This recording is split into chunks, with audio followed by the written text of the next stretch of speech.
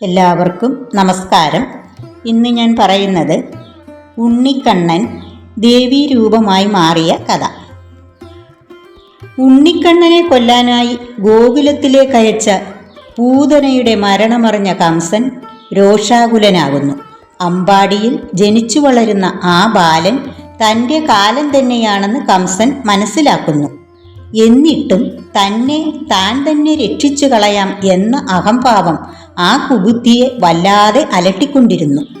എങ്ങനെയും നന്ദഗോപനെ ഇല്ലാതാക്കണം. ആ ചിന്തയ്ക്കൊടുവിൽ തൃണാവർത്തൻ എന്ന ദൈത്യനെ കൊട്ടാരത്തിലേക്ക് വിളിച്ചു വരുത്തുകയും നന്ദഗോപന്റെ ഗൃഹത്തിൽ ചെന്ന് അവിടെ വളരുന്ന ആ കാർവർണ്ണ നിറത്തോടു കൂടിയ ആ ബാലനെ എടുത്തുകൊണ്ടുവരാനായി കൽപ്പിക്കുന്നു. ഉടൻ തന്നെ തൃണാവർത്തൻ നന്ദഗോപ ഗൃഹത്തിൽ എത്തി ആരും അറിയാതെ അകത്ത് കടന്ന് മെല്ലെ ആ കുട്ടിയെയും എടുത്ത് അതിവേഗത്തിൽ മേലോട്ട് ഉയർന്നു.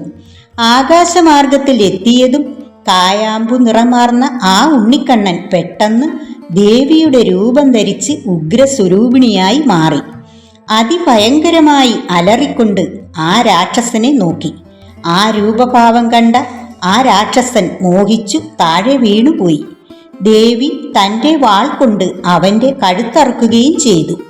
ഉണ്ണിക്കണ്ണനെ കാണാഞ്ഞ് തിരക്കി വന്ന യശോദ കണ്ടത് രക്തത്തിൽ കുളിച്ചു കിടക്കുന്ന രാക്ഷസന്റെ വിസ്തൃതമായ വക്ഷസ്ഥലത്ത് ആ ബാലൻ കിടന്ന് കളിക്കുന്നതാണ്.